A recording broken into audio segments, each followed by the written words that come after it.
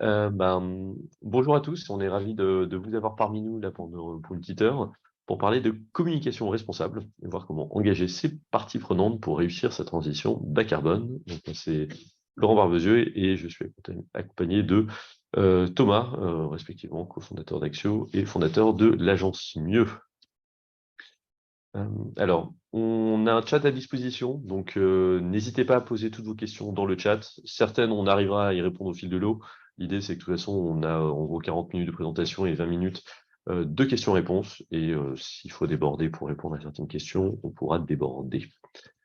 L'agenda pour aujourd'hui, de manière assez simple, c'est d'abord pourquoi communiquer sur son empreinte carbone et à qui s'adresser quand on fait cette communication. Ensuite, comment être en conformité avec les recommandations donc, de l'ADEME et donc plus globalement, comment éviter d'être taxé de greenwashing, parfois à l'insu de son plein gré. C'est des sujets qui sont de plus en plus complexes et réglementés. On va faire un peu le point sur les différentes réglementations là-dessus. Comment communiquer efficacement sur l'engagement de sa marque. Et enfin, une session de questions-réponses un peu ouverte. On agrémente d'exemples un peu concrets tout au long de la présentation. Il me semblait que c'était le plus efficace pour illustrer les propos.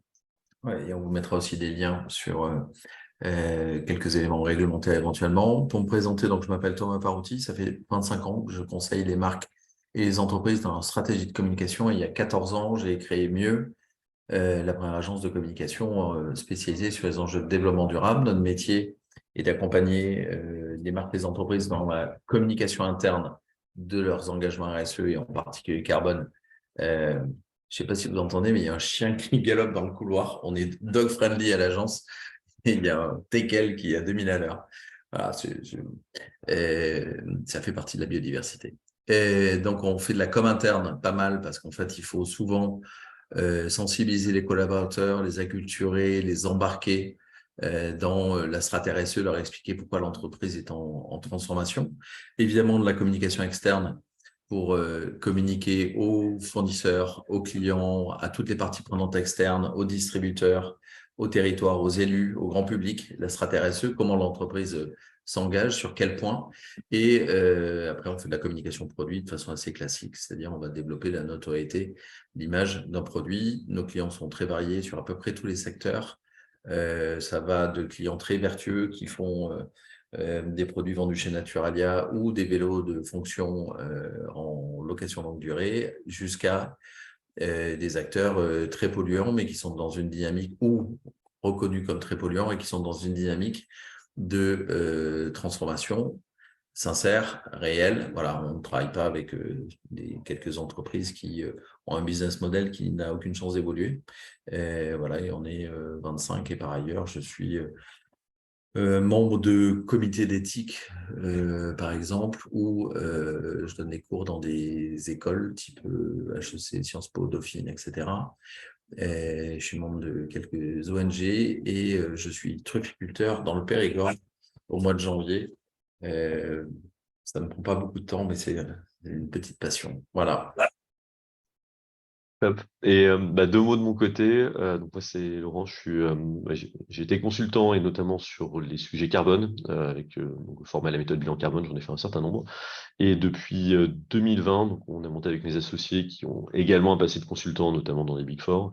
On a monté Axio avec un enjeu de euh, à la fois généraliser la mesure d'empreinte carbone pour les entreprises et faire que cette mesure soit vraiment suivie de trajectoires et d'actions concrètes de réduction. Donc on fait ça dans des secteurs assez variés. Il y a du retail, de la tech, de l'industrie, de la construction, de la logistique. Plus c'est carboné, plus on aime, parce qu'il y a plus d'actions de réduction, on va dire. Et on fait ça pour des entreprises de taille assez variée, de PME, ETI principalement. On a également des filiales de grands groupes. On a on met un point d'honneur au fait de s'assurer que nos clients montent en compétence sur la mesure de manière à simplement être plus efficace les années d'après, parce que c'est concrètement, on est tous en ressources limitées, il n'y a pas assez de gens qui s'affrontent de carbone, il n'y a pas assez de personnes qui sont dédiées sur les sujets, donc il y a un vrai enjeu collectif de tous se former sur le sujet pour arriver ensemble à mieux mesurer et mieux suivre la réduction de ces émissions. Et voilà, on est également une grosse vingtaine, 25 dans l'entreprise. Thomas, je te laisse. Alors, ouais, pour quelques éléments de contexte, on voit qu'il y a évidemment des attentes sur les enjeux RSE en général et carbone en particulier, avec 74% des Français qui déclarent vouloir plus d'informations sur l'impact environnemental et sociétal des produits. C'est pour ça qu'il y a plein de façons de noter, et vous connaissez évidemment Yuka, certainement aussi Clear Fashion et Rift, et Nota Climat qui est spécifique sur le carbone, qui a été lancé l'été dernier, je crois, et qui continue à s'améliorer. Évidemment, beaucoup de Français considèrent que les entreprises ne jouent pas la carte de la transparence et sont un peu frustrés, et donc du coup sont forcément en attente de plus d'informations. C'est aussi pour ça qu'il y a un gros succès des apps. Voilà, donc soit les apps, après il y a une façon évidemment de s'afficher avec un référentiel, une certification, que ce soit agriculture bio, B Corp, Positive Workplace, qui s'appelle maintenant Positive Company. Et voilà, et c'est évidemment des façons d'apporter plus d'informations. Ce qu'on voit, c'est qu'aujourd'hui, le carbone devient un argument de communication. Déjà, dans un premier temps, on voit que les entreprises ont beaucoup progressé et post-Covid, on a vu des taux beaucoup plus élevés d'entreprises qui avaient formalisé des stratégies climat, même si c'est pas toujours aligné avec la science. Les entreprises ont quand même beaucoup progressé et effectivement, Actio les aide, aussi des ETI et des PME, mais globalement, on voit que dans le SBF 120 CAC 40, ça a beaucoup progressé. Et donc, du coup, comme il y a des attentes, comme les gens, les équipes RSE ont bossé, les équipes carbone, ben, ça devient un nouvel argument de création de préférences de marque sur de nombreux secteurs. Et c'est pour ça que, de façon assez surprenante et voire un peu déplacée, le pain de mie Harris nous dit à la fin d'un spot télé qu'il est 100% compensé, ou certaines marques de textiles qui commencent à mettre en place des labels type Low Impact, qui sont pas forcément des labels, enfin c'est des logos comme ça, et comme c'est pas certifié par un bureau Veritas, SGS, etc., ben là aussi on se rapproche un peu du greenwashing. Ce qu'on voit, c'est que tout le monde veut prendre la parole sur le sujet, et donc du coup, vous prenez un secteur, il devient vert d'un seul coup. Là, c'était un peu le championnat du monde la semaine dernière au Bourget, avec tout le monde qui nous a laissé croire qu'on allait avoir des avions non polluants avec de l'aviation verte, même si, je ne sais pas si vous avez vu, mais il y a l'ancien patron d'IATA qui a dit qu'en fait, c'était assez pipeau. Mais globalement, vous mettez durable derrière votre secteur d'activité et vous avez l'impression d'être sauvé. C'est évidemment pas possible. C'est évidemment pas recommandé, contre-productif. Comme le greenwashing en général, le carbon washing est totalement contre-productif, va troubler un peu les idées des consommateurs ou des collaborateurs et ne permet pas à l'entreprise d'avancer. C'est notamment pour ça que l'ADEME et plein d'autres organisations se sont positionnées clairement pour dire qu'un produit est neutre en carbone et du carbon washing, c'est interdit et on ne peut pas s'exprimer comme ça. La culture de la décarbonation, elle se développe quand même. Et ce qu'on sait, c'est que 48% des Français savent à peu près définir ce qu'est une empreinte carbone ou une empreinte environnementale. Mais aujourd'hui, dans les pratiques, c'est très varié. C'est-à-dire qu'on sait que 80% des Français trient ou déclarent trier. 59% consomment des produits de saison. Ils préfèrent le local au bio, bio éloigné. Voilà, ils sont motivés à mettre en place des pratiques, notamment un peu plus vrai chez les femmes et chez les jeunes, mais il y a encore 47% qui refusent de renoncer à la viande rouge, 50% de refuser à la voiture, 57% de refuser à l'aviation sur des lignes intérieures. Voilà. Et 55% considèrent qu'ils ne sont pas bien informés par les entreprises. Donc, du coup, la question, forcément, quand on travaille avec des entreprises, c'est qu'est-ce qu'on fait pour justement apporter plus de transparence. Donc, pourquoi communiquer?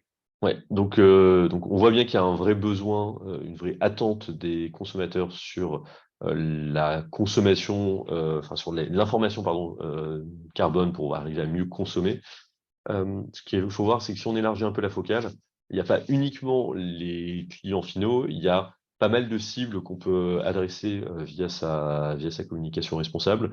Et il faut se poser la question de à qui je parle et quel contenu je vais proposer. Donc de manière un peu simple, on a des collaborateurs en interne ou des candidats qu'on veut recruter. On a sa chaîne de valeur, les fournisseurs en amont, et en aval, les clients ou les prospects. on a ces financeurs, investisseurs, banques, les fonds d'investissement et les banques, avec là-dessus tout un panel réglementaire. On avait fait un webinaire là-dessus en janvier dernier, on l'a sur notre site, où on voit que c'est en train de beaucoup bouger. Et enfin, il y a tout ce qui est médias et grand public. Donc, on voit que c'est des cibles différentes. On ne peut pas avoir le même niveau de technicité ou le même niveau de communication selon les. On ne va surtout pas utiliser les mêmes canaux. Il faut se poser la question de quel message on veut faire passer. Est-ce qu'on veut engager sa chaîne de valeur dans cette démarche bas carbone, auquel cas c'est plutôt vis-à-vis de ses fournisseurs, de ses clients, également du grand public et du B2C qu'on va vouloir parler.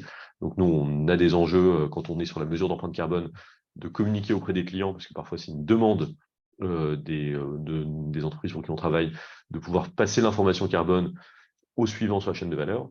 Et on accompagne également les entreprises en amont sur mesurer l'empreinte carbone des fournisseurs, parce que sans ça, on n'est pas capable d'avoir une information assez précise. Ensuite, il y a un enjeu de mobilisation pour gagner en efficacité. On est tous à ressources contraintes. Les enjeux environnement, ça se rajoute au job qu'on a déjà à faire dans son quotidien.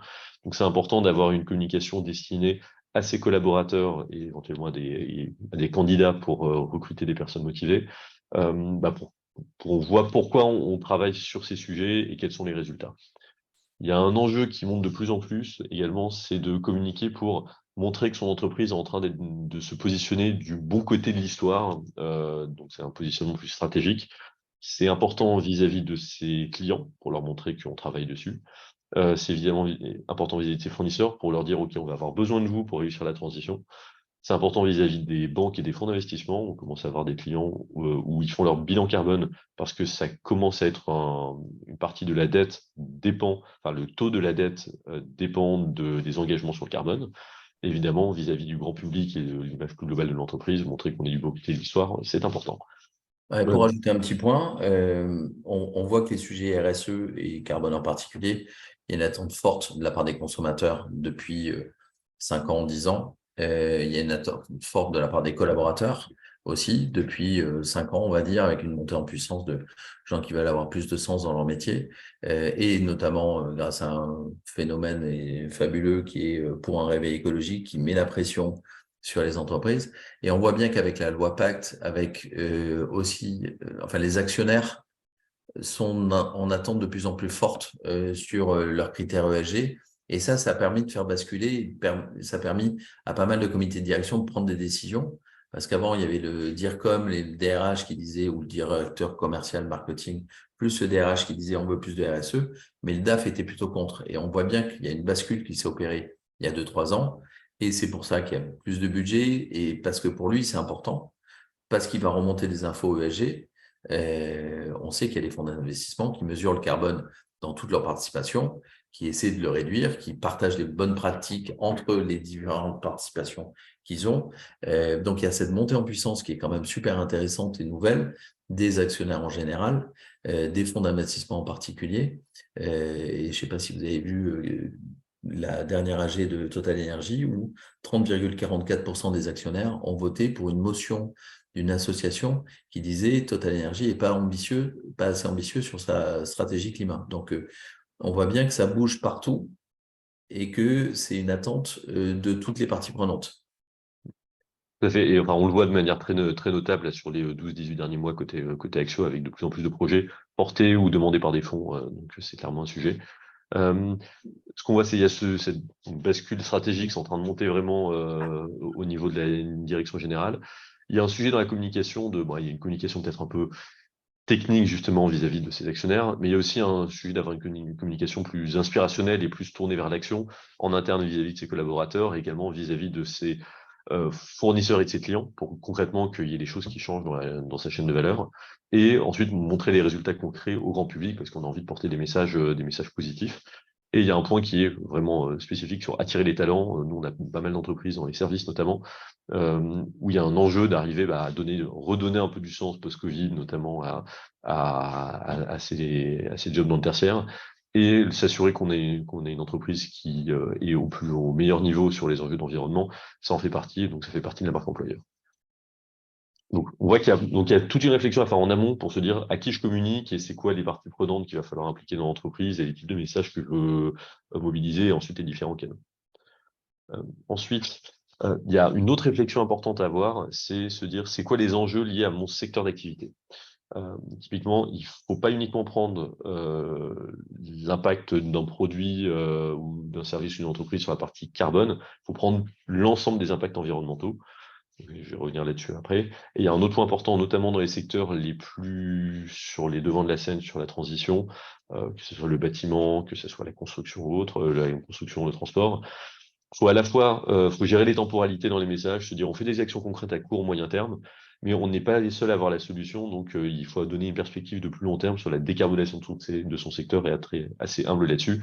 J'étais la semaine dernière à une assemblée générale sur des entreprises de céramque. Concrètement, la céramique, il faut des fours. Certains, il faut des températures qui nécessitent d'avoir du gaz. Bah, le gaz, l'hydrogène, c'est pas pour tout de suite. Le biogaz, il n'y en aura pas pour tout le monde. Donc, il faut se poser des questions de à long terme, comment on avance dessus, et à court terme, qu'est-ce qu'on fait en attendant. Et ça, ça nécessite d'avoir une communication à plusieurs niveaux et plus ou moins technique, plus ou moins complexe selon ses cibles. Pour revenir sur le premier point des différents impacts environnementaux, on voit que ça dépend vraiment des secteurs. Dans le textile et l'habillement, c'est le carbone et l'eau les principaux sujets. C'est ça qui est obligatoire maintenant dans l'affichage environnemental. L'agroalimentaire, bon, évidemment, tous les sujets sont importants, mais il y a le carbone et la biodiversité qui sont quand même les deux principaux sujets. Bon, après, il y a la ressource en eau pour être capable de fabriquer les aliments, tout simplement. Dans le numérique, il y a le carbone toujours. Après, il y a un vrai sujet sur la consommation d'énergie, d'électricité et des disponibilités de terres rares. On pourrait également rajouter des enjeux de réparabilité, d'économie circulaire. Dans la construction, toujours le carbone, on a l'énergie et il y a des enjeux d'économie circulaire, mais il y a quelque chose de vraiment spécifique qui est les sujets d'artificialisation des sols. Il y a des réglementations zéro artificialisation nette. Donc, le point là-dessus, c'est le carbone, on en parle beaucoup, c'est important, c'est un des sujets les plus matures.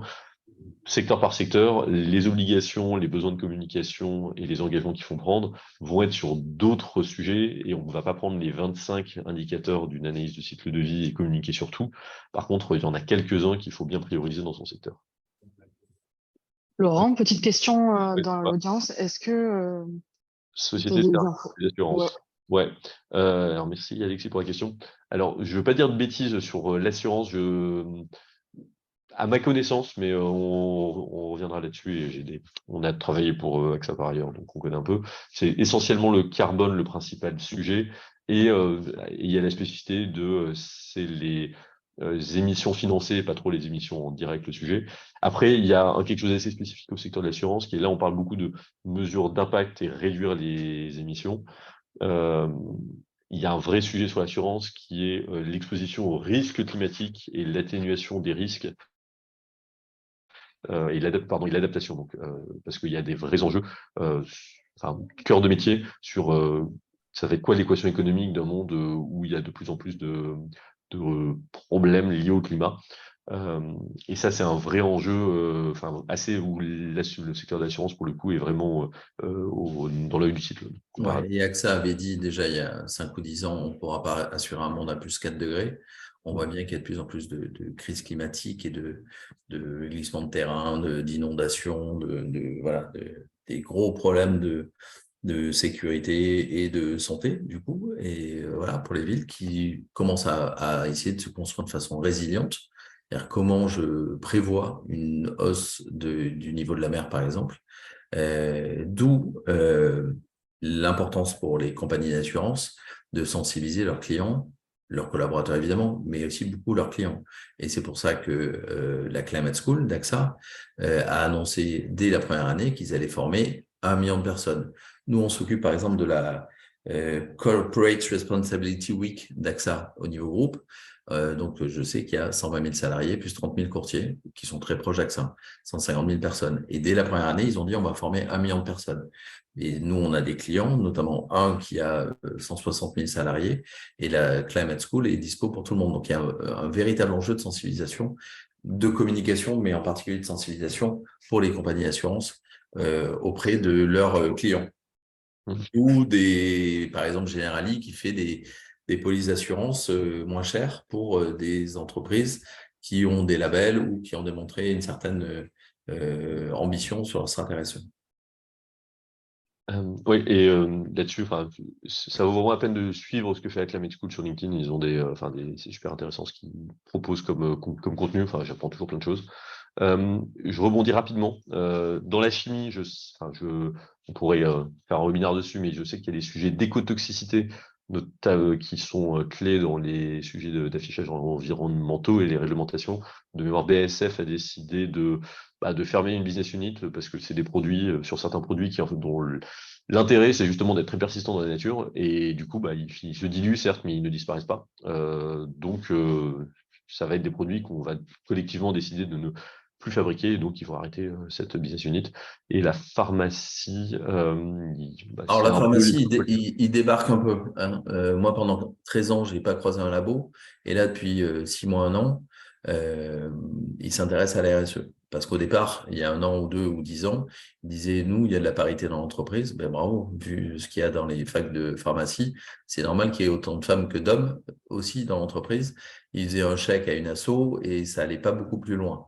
Là, aujourd'hui, il se pose beaucoup plus de questions. Il y a une sorte de compétition qui est en train de se mettre en place sur le secteur de la pharmacie, sur les enjeux RSE, parce que les jeunes pharmaciens sont en attente, parce que les consommateurs qui vont en pharmacie sont en attente aussi. Nous, on travaille aujourd'hui avec plusieurs acteurs distribués en pharmacie sur différents produits, des produits pour les enfants, des produits pour les femmes, etc. Il y a une montée en puissance des labos, ils sont enfin arrivés, c'est la bonne nouvelle. Et pour répondre à la question d'Audrey sur les transports, évidemment que le sujet du carbone est important dans le transport, sur tous les transports. Il y en a certains qui ont des solutions, d'autres qui sont très positifs, évidemment, donc, comme le train. Hein, quand vous regardez le bilan carbone d'un billet de train, ben, c'est 100 fois inférieur à un billet d'avion. Sur le sujet du transport, il y a une réelle attente, aussi de la part des chargeurs, c'est-à-dire des gens qui vont mettre sur des cargos ou dans des avions des produits. C'est pour ça qu'il y a des initiatives, notamment sur le maritime, avec le kite, les voiles, etc., avec TOT, etc. Donc, il y a une montée en puissance des sujets carbone, mais personnellement, je trouve qu'ils sont, alors que c'est un secteur très émissif, ils sont plus en retard que notamment la construction ou le textile, qui a pris le sujet depuis pas mal de temps, quoi. Tout à fait. Et je vois qu'il y a peut-être une question sur le numérique, mais je m'efforce d'avancer parce qu'on a envie de quand même montrer toute la méthode Merci derrière. Donc, je passe à la page suivante. Rapidement, pour achever de vous convaincre de l'intérêt d'avoir une communication responsable, en gros, ça vous permet d'améliorer votre image de marque, d'engager vos salariés, parce qu'on peut montrer les réussites de l'entreprise, on prouve qu'on est sincère et que pour une fois, on sort un peu dans son rôle d'employeur plus ou moins on va dire, plus ou moins langue de bois. Là, au moins, de toute façon, on peut pas mentir sur ces sujets, parce que sinon, on est sûr de se prendre un ratio climat de bons potes. Donc, il faut être un peu humble et sincère dans sa démarche. Résultat, en retour, on a des porte-paroles internes et externes qui peuvent relayer les messages, parce qu'on est enfin content d'avoir une communication un peu honnête sur le sujet. Et ça permet d'ajouter une dimension humaine et engageante à des sujets corporels qui sinon sont toujours plutôt on va dire quantifiés et financiarisés. C'est vraiment un des enjeux, c'est une transformation. Voilà, si on fait le parallèle avec la transformation digitale, les sujets de transition écologique, il y a quand même un supplément d'âme parce que globalement, on est en train d'essayer de faire des choses pour que on est tous une retraite paisible sur une planète à peu près vivable. Donc voilà, c'est pas juste gagner de la productivité et mettre des iPhones partout. Euh, donc ça, c'est La grande globalement différence. mieux. Non, Ouais. vas-y, continue, Léon, parce que sinon je. Et après, donc, avantage pour la marque employeur, donc gros sujet de recrutement, on n'a plus trop de chômage de masse en France, c'est une excellente nouvelle. Le problème, c'est que maintenant, pour recruter, ça peut être plus ou moins compliqué. Donc là, c'est vraiment un point important, notamment pour les jeunes diplômés. Enfin, maintenant, il y a la moitié tiers d'une promo de Polytechnique qui tourne le dos à Pouyanné en visio pendant une cérémonie de remise de diplôme. Il n'y avait pas ça il y a 10 ans. C'est des éléments très concrets de communication. Et enfin, ces enjeux d'environnement, c'est vraiment des choses sur lesquelles on peut mettre en action des choses qu'on fait avec ses parties prenantes, notamment les fameux liens en amont, en aval avec ses fournisseurs, avec qui on est amené à collaborer. Ensuite, deuxième, donc là, c'est pourquoi pourquoi communiquer? En fait, parce que tout le monde vous le demande et parce que vous avez avoir besoin de communiquer, il faut juste se dire qu'est-ce que je dis auprès de qui. Ensuite, comment limiter le greenwashing et être en conformité avec les recommandations, notamment de l'ADEME. Parce que c'est bien de vouloir communiquer, mais il ne faut pas se prendre trop les pieds dans le tapis. Alors, quelques éléments sur la transparence. Plus on est transparent, mieux c'est. Et ça peut être assez nouveau par rapport à la culture de la communication d'entreprise qui peut être très cadrée et bornée, on va dire. Bornée dans le sens où on périmètre très bien ce qu'on dit et on contrôle énormément tout. Premier sujet, il faut communiquer sur des actions concrètes, éviter les engagements flous. Et là aussi, qui dit concret, dit on peut vérifier si ça a lieu ou pas. Donc parfois, on préfère avoir des engagements flous plutôt que dire on va faire ça et ça. Et si c'est plus dur que prévu, dans 2 ans, on l'a pas fait, c'est un peu, on se retrouve en porte-à-faux. D'où le deuxième point. Il ne faut pas avoir peur de communiquer sur les difficultés rencontrées dans la mise en œuvre de ces actions. Si c'était simple de lutter contre le changement climatique, on ne serait pas là en train de se parler, on l'aurait déjà résolu. En fait, c'est un sujet compliqué. Et donc, si c'est compliqué, ça ne sert à rien de garder dans son coin les difficultés, autant les raconter, parce que au pire, les gens vont le voir qu'on est honnête, et au mieux, quelqu'un va vous répondre et vous dire « Ah en fait, on pourrait faire comme ça ou comme ça », et ça permet globalement de tout s'améliorer. Un point ensuite sur la transparence, notamment pour tout ce qui est quantifié. Tout n'est pas dans les chiffres, mais quand on communique sur des chiffres, faut être le plus transparent possible sur les calculs et la méthodologie employée, parce que tout ça est améliorable. Ça, c'est notamment les directions financières découvrent ces sujets de quantification environnementale. Là aussi, on ne compte pas juste des euros. L'empreinte carbone des avions, ça fait x2 l'empreinte en termes de réchauffement climatique, si on prend en compte ou pas l'impact des traînées. Et il y a des décennies de discussions scientifiques avec encore des incertitudes. Donc, une fois de plus, s'il y avait juste un chiffre sans incertitude, on l'aurait déjà. C'est juste que la nature, le vivant, c'est un peu plus compliqué que les euros. Donc, il faut être transparent là-dessus. Et pour être transparent, il faut s'appuyer autant que possible sur des standards qui sont reconnus, la méthode bilan carbone, le GHG protocole, les trajectoires Science-Based Target, les analyses de cycle de vie, etc.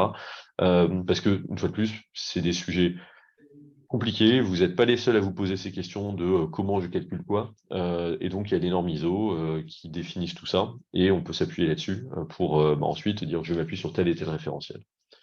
Un point en particulier pour les entreprises qui vendent des produits, il y a des règles vraiment précises sur l'affichage environnemental au niveau produit qui se mettent en œuvre au niveau européen, secteur par secteur.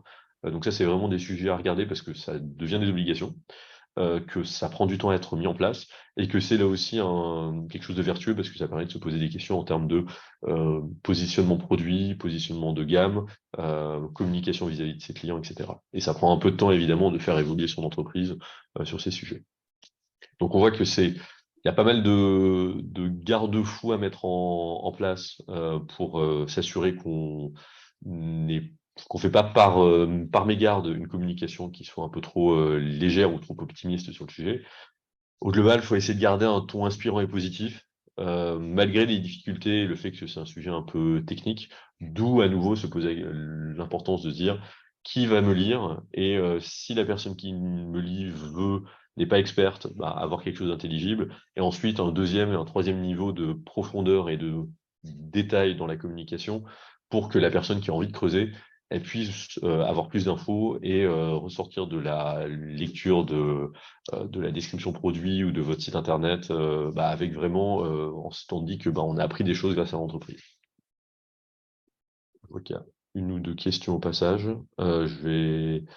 Non, il n'y en a pas. Non, c'est juste des commentaires. Donc, 2 exemples ici d'entreprises avec qui on a pu travailler. Alors, Octo, ils avaient fait plein de communications depuis plusieurs années, très transparentes. On vous mettra le lien où ils disent que c'est pas si simple, mais on fait au mieux. Et il y a Bartel également, qui est un cabinet de conseil qui a travaillé sur sa démarche carbone et qui a fait vraiment son retour d'expérience avec la collecte de données, peut-être une table longue et laborieuse si elle n'est pas structurée. Donc voilà, on dit les choses, ça se fait pas en 3 jours ouvrés avec 3 API. Si on veut faire un travail de qualité, ça prend du temps, il faut un peu anticiper les choses. Mieux vaut le dire comme ça, plutôt que le cacher sous le tapis et dire que ça a été simple et on est meilleur que tout le monde. Petit point sur les sujets réglementaires, avec les mentions neutres en carbone, pour rebondir sur ce qu'on disait à l'instant. Donc, la mention de neutralité carbone sur un produit ou un service, type c'est neutre en carbone, climatiquement neutre, zéro carbone, empreinte carbone nulle, 100% compensé comme le pain Harris, tout ça maintenant est interdit. C'est passé dans la loi française, à moins de présenter, et c'est là où les choses peuvent se corser si on est de mauvaise foi, si on présente le bilan carbone de l'entreprise, du produit sur toute sa durée de vie, amont, aval, jusqu'au point de 3, donc, si on a une trajectoire de réduction, on dit voilà, le Paris, il est aujourd'hui, on le livre en avion, on va le livrer en bateau. Voilà, on a une trajectoire de réduction. Pas forcément alignée avec les accords de Paris, on va juste voilà, mettre un panneau solaire sur une usine qui n'est pas du tout efficace. Voilà, c'est une action de réduction, formellement, ça pourrait suffire. Et si on présente des modalités de compensation pour les fameuses émissions résiduelles, bon, ça n'a pas trop de sens, parce qu'en fait, ça peut être résiduel que si la trajectoire de réduction elle est alignée avec les accords de Paris. Donc si on suit la loi, on aurait le droit de dire qu'on est neutre en carbone en faisant ça un peu de mauvaise foi. J'ai un bilan carbone, j'ai 3 actions de réduction qui valent pas tripette, et le reste, je plante des arbres en Amazonie. Par ailleurs, pour protéger les forêts. Hein. Mais je dis juste que si on fait juste ça, on suivrait la lettre, mais pas l'esprit de la loi. Autant dire que si on joue à ça, on risque fort de se prendre un gros backlash. Donc on ne conseille évidemment pas de suivre ces petits amendements qui sont passés grâce à nos amis à l'Assemblée. Et par ailleurs, il y a une amende de 100 000 € qui est prévue en cas d'infraction, qui peut couvrir le budget total de la campagne de pub. Donc, globalement, il faut arrêter de jouer avec le terme de neutralité carbone. Ça n'a pas de sens à l'échelle d'une entreprise ou à l'échelle d'un produit, parce que l'humanité émet 10 fois plus de CO2 que ce qu'on serait capable d'en stocker, et qu'il n'y a pas de règle pour allouer ces 10% de stockage de CO2. Donc, aucune entreprise ne peut se dire bah, c'est moi qui les prends et pas les autres. Donc, ça n'a pas de sens. Autre point sur les obligations de publication, il y a eu pas mal d'entreprises qui ne les publient pas alors qu'ils ont l'obligation. Juste un rappel pour dire que les entreprises de plus de 500 salariés doivent le faire tous les 4 ans. Scope 1, 2 et maintenant le scope 3 en grande partie. Ça doit être publié sur le site de l'ADEME. Et le Sénat propose de passer de la sanction de 10 000 à 50 000 €, sachant qu'il y a 2-3 ans, c'était 1 500 €. Donc c'est un petit aperçu de ce qui nous attend en termes de risques sur les sujets de communication, qu'elle soit réglementaire ou vis-à-vis de ses investisseurs, etc. C'est plus vraiment une option, et pour 50 000 €, on a un bilan et déjà une bonne partie de trajectoire et de plan d'action. Donc ça n'a pas de sens de ne pas se mettre en règle sur ces sujets. Donc c'est en discussion, mais ça devrait être voté d'après les infos qu'on a. Et je vois qu'il y a une petite question sur la partie réglementaire. Pour l'obligation du scope 3, il ne faut pas être soumis à des PEF. Eh bien non. En gros, il y a 2 réglementations parallèles. La réglementation que je présente ici, c'est issue du Grenelle de l'environnement, toutes les entreprises de plus de 500 salariés.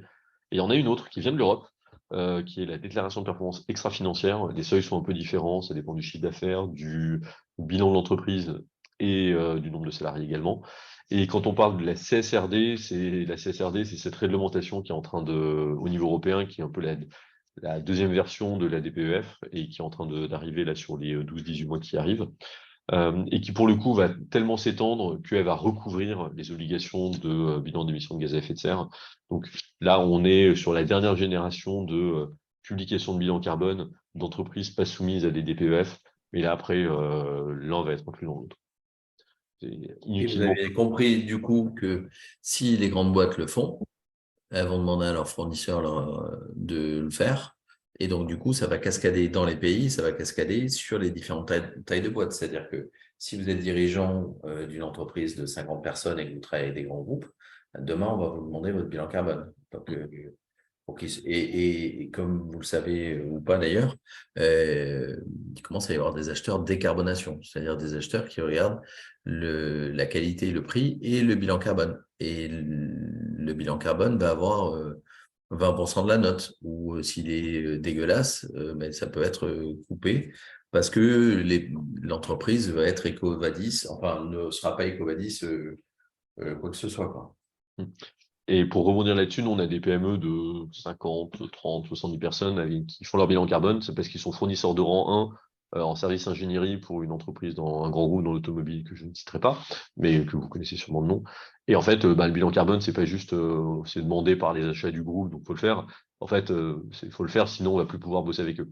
Ouais. Donc ça devient et idem pour les fonds d'investissement, quand l'actionnaire majoritaire demande un reporting carbone, en fait, il faut le faire. Donc ça commence à devenir une condition nécessaire pour juste faire son business. Et je rebondis au passage sur une petite question. Quels sont les termes que l'on peut utiliser pour dire que notre activité ou service est bas carbone? Là, c'est tout un sujet qui est bas carbone par rapport à quoi? Donc en fait, il faut se comparer avec d'autres produits, faire ce qu'on appelle une analyse d'émissions évitées, c'est-à-dire mon produit par rapport à un autre produit, il émet moins, il y a une norme ISO qui réglemente ça. Je ne réduis pas les émissions, j'évite qu'elles soient émises en vendant un produit. Si je vends un produit qui fait 1 kg de CO2 et le produit concurrent, il vaut 2, j'ai pas enlevé 1 kilomètre de l'atmosphère. J'ai évité 1 kilogramme de CO2 de l'atmosphère. Donc c'est du CO2. Physiquement, ça n'a pas eu lieu. Par contre, c'est quand même utile. Donc c'est un autre pan de la comptabilité carbone en parallèle du bilan carbone qui permet de communiquer sur les produits, on va dire, mieux que la moyenne.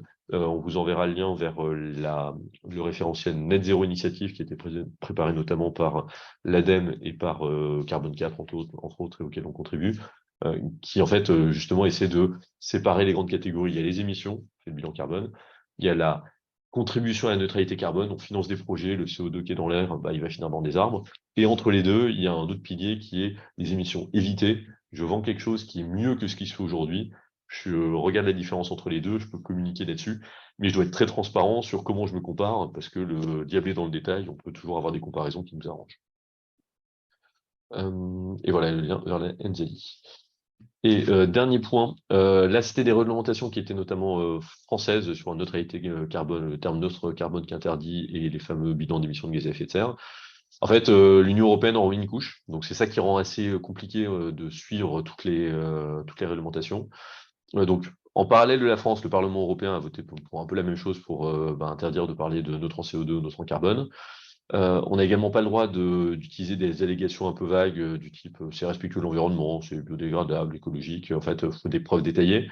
Et on ne peut plus faire la fête au label et inventer un label genre produit de l'année, produit écolo de l'année, parce que entre industriels, on s'est mis d'accord entre nous. Maintenant, les labels de durabilité, les seuls qu'on peut utiliser, c'est ceux qui sont fondés sur des systèmes de certification officiels.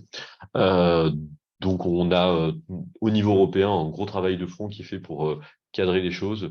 Parce qu'en fait, c'est un besoin pour les consommateurs et c'est même bien pour les entreprises de pas toujours avoir un concurrent qui invente un autre référentiel ou un autre terme, une autre jolie idée marketing qui se retrouve à créer le flou dans l'esprit des consommateurs. Et dernier point, l'affichage environnemental. On a un article dédié là-dessus, on vous envoie le lien également. En fait, c'est secteur par secteur, c'est en train d'être déployé au niveau européen. Et donc, l'affichage environnemental, il doit faire ressortir de manière fiable et facilement compréhensible pour un consommateur, genre en B2C, l'impact environnemental d'un produit, de sa fabrication jusqu'à sa fin de vie, sur certains facteurs d'impact, sur certains impacts environnementaux. Ce que j'évoquais tout à l'heure, ça peut être, c'est quasiment toujours le carbone en général, ça peut être l'eau, ça peut être la toxicité, ça peut être la biodiversité. Donc voilà, c'est textile, habillement et produits alimentaires, là où c'est en train d'être mis en place. Et il y a ameublement, électronique et hôtellerie, où c'est en expérimentation pour dans 1 ou 2 ans, a priori. Et on pourrait en parler encore longtemps de tous ces enjeux réglementaires, mais on a donné quelques pistes et quelques éléments. Concrètement, comment on s'y prend? Thomas, je te laisse reprendre. Alors, la bonne nouvelle, c'est que comme j'ai peu de temps, la méthode est très simple et vous allez la retenir et vous l'oublierez jamais, puisque la méthode que nous, on utilise, on l'appelle Merci. Et c'est une sorte de garantie anti-carbon washing, parce qu'on va communiquer sur la mesure, sur l'évitement, la réduction, et éventuellement la contribution, même si on voit que c'est un peu challengé comme attente, et surtout l'implication de tout le monde, de toutes les parties prenantes. Tout à l'heure, tu faisais la comparaison entre la transition digitale et la transition RSE. Je pense que la grande différence, surtout, c'est que il faut faire avec les autres, avec ses parties prenantes, ses clients, ses fournisseurs. Autant faire un site web, un site d'e-commerce, à la limite, tu recrutes des développeurs, ils vont te le faire, et la boîte fait tout seul. Autant là, on a besoin de co-construire vraiment avec tout le monde. Donc, il faut retenir, merci, les 5 étapes de la communication. Quand on rentre dans le détail, et Laurent, je vais aller très vite, premièrement, on communique sur la mesure, que ce soit sur le corporate ou le produit, ce que par exemple Léa Nature fait très bien, en expliquant là où ils ont progressé et là où ils n'ont pas progressé. Et donc, du coup, ça peut donner des idées à des fournisseurs, à des clients d'apporter leur contribution. Mais globalement, quand on explique la mesure, on explique le sérieux. Et évidemment, il faut que le bilan carbone soit certifié par un organisme tiers indépendant. Et c'est pas l'entreprise qui fait son bilan carbone toute seule. Mais c'est important d'expliquer la mesure pour montrer la dynamique année après année. Deuxièmement, l'évitement, c'est très important de montrer comment on évite d'émettre du carbone, comment on va éviter de produire des vêtements. Patagonia, que vous connaissez, je ne vais pas en parler. Je vais parler de Decathlon, par exemple, qui évite de produire certaines couleurs de ses blousons de ski. Ah, c'est une façon de se dire, bah, tant pis, si le mec veut du orange, j'en aurai pas. Et je vais me limiter à certaines couleurs parce que voilà, le vrac, évidemment, qui a une tendance qui était assez forte avec la crise et l'inflation. On sait que les magasins bio et le vrac ont fortement ralenti, voire connu de la décroissance. Ou alors, dans les grandes entreprises, chez L'Oréal, il y a Garnier qui a fait un certain nombre de produits solides ou qui fait des produits. Un truc intéressant, c'est que 75% du bilan carbone d'un shampoing, c'est pas la production du produit, c'est pas le packaging, c'est pas le transport jusqu'au magasin, c'est l'énergie qui va être nécessaire pour chauffer votre eau de la douche. Donc, plus on évite l'utilisation d'eau, ben, plus on réduit son bilan carbone. Donc, si certains d'entre vous font leur bilan carbone, ils sont à 3 ou 4 et veulent encore baisser, ben, il faut prendre des produits sans rinçage. C'est une façon d'éviter des émissions. Le troisième, c'est la réduction. Donc ça, vous connaissez, c'est notamment des sujets hyper importants aujourd'hui d'économie circulaire, de réparabilité, comment je fais durer mon produit. Pour reciter Decathlon, vous savez qu'aujourd'hui, ils ont mis des tutos, par exemple, sur la chaîne Forclaz. Forclaz, c'est la marque de Trek, qui est la petite sœur de Quechua, pour vous expliquer comment on répare une tente, comment, voilà. Il y a Boulanger, par exemple, qui est une chaîne que vous connaissez, qui a, pour moi, un peu grillé Fnac Darty sur les enjeux RSE, qui a depuis longtemps parlé des sujets de réparabilité. Voilà. Donc, plus on va réduire l'utilisation de ressources, plus on va permettre, soit plus on va intégrer de bio-ressources, de matières recyclées, etc., plus on va réduire son bilan carbone. Le quatrième point, c'est celui qui est un peu problématique parce qu'il est très challengé par le consommateur. Et moi, parfois, je présente une pub de Fly Responsibly de KLM qui a dit en 2017-2018, avant le Covid, vous n'êtes pas obligé de prendre l'avion, vous pouvez prendre le train, vous pouvez faire des visios et vous pouvez compenser votre vol. Et ça, en fait, la compensation, pour l'avoir présenté plusieurs fois, les gens disent, c'est pas normal, l'avion n'a pas le droit de faire ça. Donc, la campagne est très, très belle. En plus, elle est éco-conçue. Le seul problème, c'est qu'il y a 5 ans après, il y a toujours des lignes d'avion entre Bruxelles et Amsterdam. Donc, on est obligé de dire que la campagne, c'est un peu du greenwashing, puisqu'ils n'ont pas ils ont été jusqu'au bout en arrêtant quelques lignes qui sont faisables en 2h30 de train entre Bruxelles et Amsterdam. Donc, on parle de contribution pour dire, voilà, je contribue à la réduction plutôt que de compensation des erreurs. Il y a aussi LCL qui a fait une gamme de produits financiers très intéressante pour la gestion privée qui s'appelle Impact Climat, où ils ont vraiment eu, dans la constitution de tout leur portefeuille produits financiers, la volonté de réduire au maximum l'impact des produits, avec par exemple de l'investissement immobilier, de l'investissement dans de la construction bois, plein de trucs de produits financiers comme ça, où ils ont maximisé la réduction et à la fin, ils ont parlé de compensation. Voilà, ils ont expliqué qu'ils avaient compensé aussi et contribué aux réductions des émissions qu'ils avaient pu émettre en produisant ces produits. Le cinquième, c'est le plus important, c'est l'implication. Comme je vous le disais, hein, c'est systémique, la RSE, c'est avec les fournisseurs, les clients, les collabs, les distributeurs, etc. Et donc, il est important d'impliquer ses collaborateurs dans la réduction. Le groupe La Poste le fait très bien. Au sein de La Poste, ils ont fresqué, je pense, 50 000 salariés avec des cartes spécifiques en plus des 42 cartes de la fresque du climat. Ils ont impliqué les collaborateurs sur, par exemple, le choix des projets de compensation qui sont maintenant un peu plus faits en France. Il y a un sujet évidemment lié aux rémunérations. Aujourd'hui, de plus en plus, au niveau du CAC 40, tous les CODIR COMEX sont incentivés sur une dimension RSE en général. Ça serait intéressant que le sujet du carbone et des performances de l'entreprise sur le carbone descendent aussi au niveau des rémunérations de tous les dirigeants. Et il y a la mise en place, par exemple, de fonds carbone internes que je trouve très intéressant, comme ce qui a été fait par Gessina, où ils ont mesuré le bilan carbone de tous leurs projets. Et ceux qui ne sont pas bons payent une taxe interne, taxe carbone interne, qui va financer et aider les projets plus vertueux. Donc, du coup, tous les managers de projets, ils savent qu'ils doivent décarboner quand ils font, par exemple, la rénovation de 5000 m² avenue de la Grande Armée, dans l'ancien bâtiment de PSA. Je ne sais pas si c'est 5000 m², je pense que c'est encore plus. Et voilà, typiquement, remettre de la biodiversité, de la végétalisation, etc. Il y a un gros boulot qui a été fait. Ouais, on pourra parler des banques aussi. Et donc, il y a une attente des collaborateurs et des clients. Typiquement, par exemple, le groupe L'Oréal fait un site qui s'appelle Trion en beauté, qui vous explique qui vous explique mieux l'économie circulaire de vos produits L'Oréal et globalement du secteur cosmétique. Parce que les niveaux de tri sont beaucoup plus faibles que dans une cuisine. En général, on arrive avec la petite poubelle Ikea et on verse tout d'un seul coup. Et même s'il y a un shampoing Elseve, un parfum Yves Saint Laurent Beauté, ben on va tout mettre dans la poubelle, alors qu'en fait, il y a plein de trucs recyclables. C'est vrai qu'il y a parfois des trucs un peu dégueulasses qu'on met obligé dans la poubelle classique.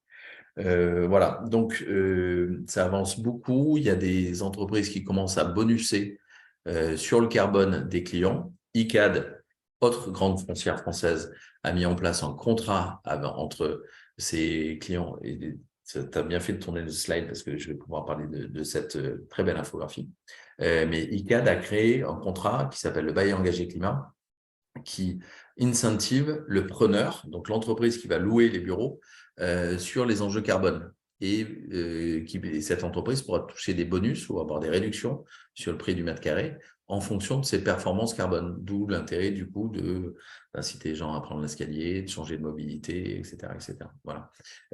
Si vous voulez voir une belle communication carbone, il y a celle qui a été faite par ICAD sur le sujet du carbone, qui est très sérieuse, très rigoureuse, qui est très pédagogique, qui est humble aussi. Chez ICAD, on ne va pas compenser un projet c'est vraiment une récompense, quoi. C'est les 5 meilleurs projets de l'année ont le droit d'être compensés parce qu'ils ont serré à fond sur tous les sujets d'émissions de carbone. Voilà un exemple, hein, si vous tapez Low Carbon by ICAD et vous irez sur cette infographie. Vous pouvez y aller sur votre téléphone, mais alors là, vous allez scroller pendant très longtemps. Mais aujourd'hui, c'est un des exemples qui a été beaucoup regardé par le monde du BTP et de la promotion et des foncières. Est-ce qu'il y a encore un slide? Je ne me rappelle plus. Je ne crois pas. Voilà, j'ai essayé de faire super vite. Donc, vous retenez, merci, hein, on communique sur la mesure, avec de la transparence, on dit là où on est bon.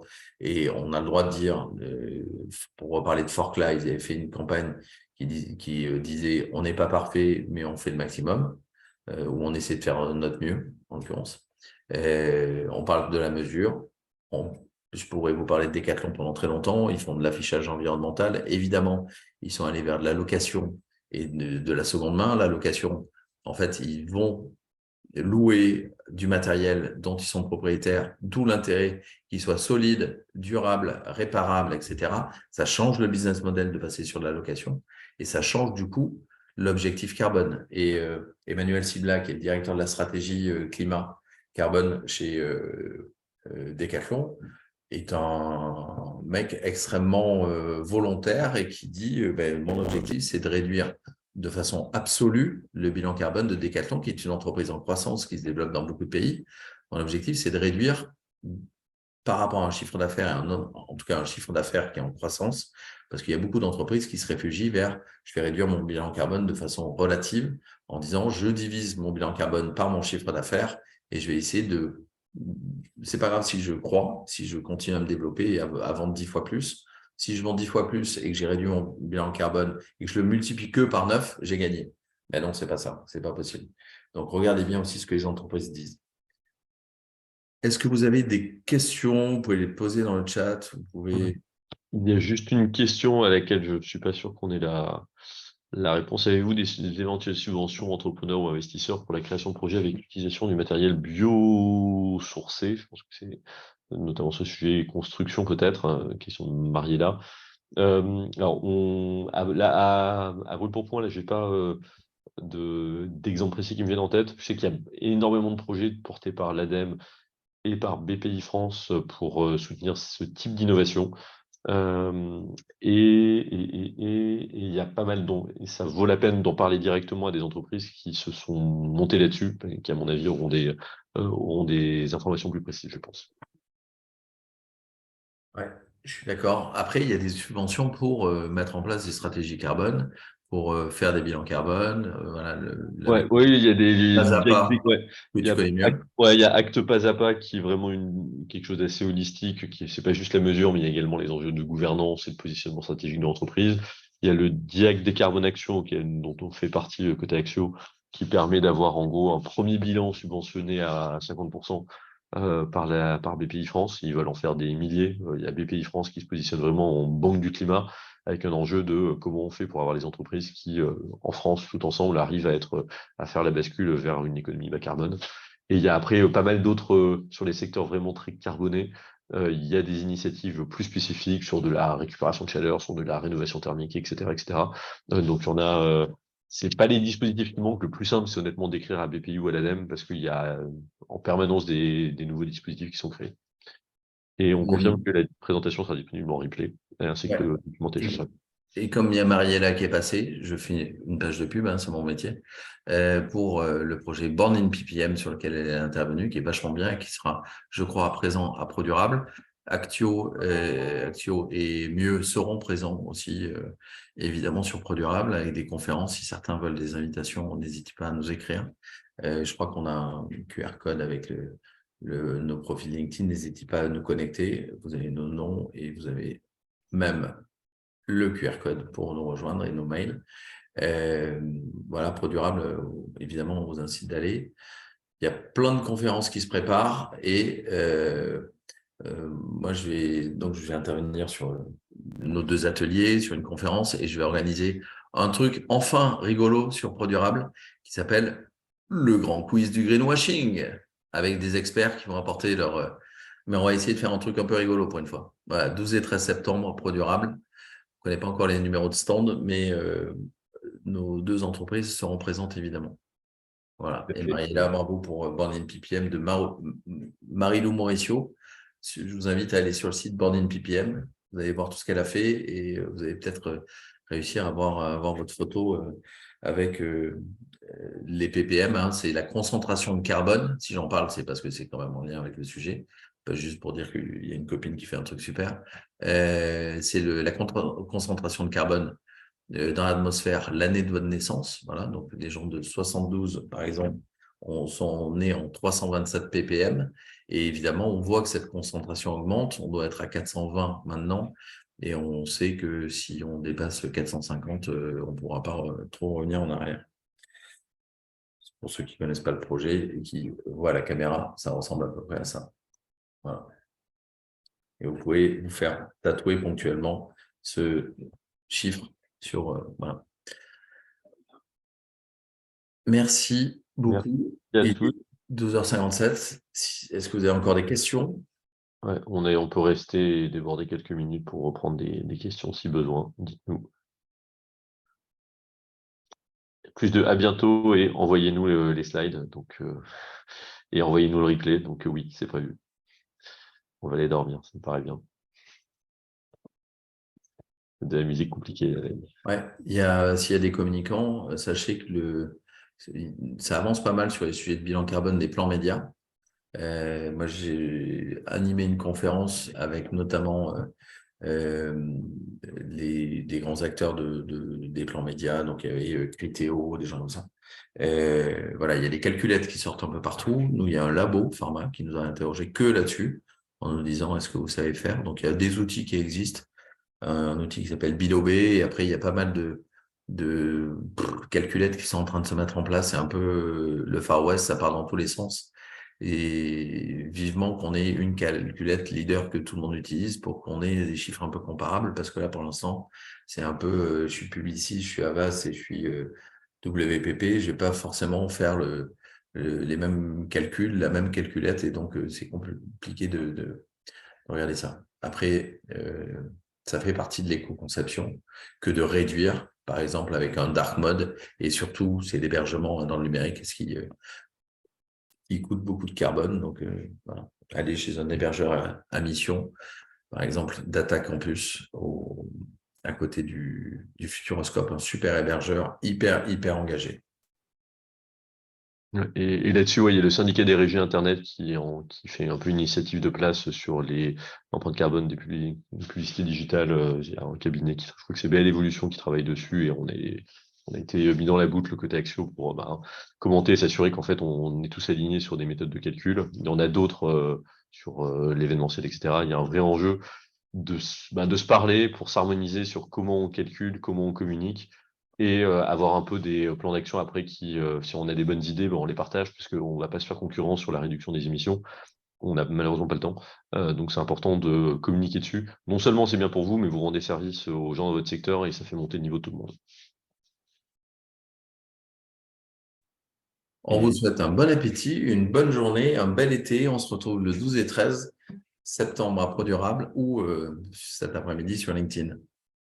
Oui, et À à bientôt. bientôt. À bientôt. Merci. Merci, au revoir.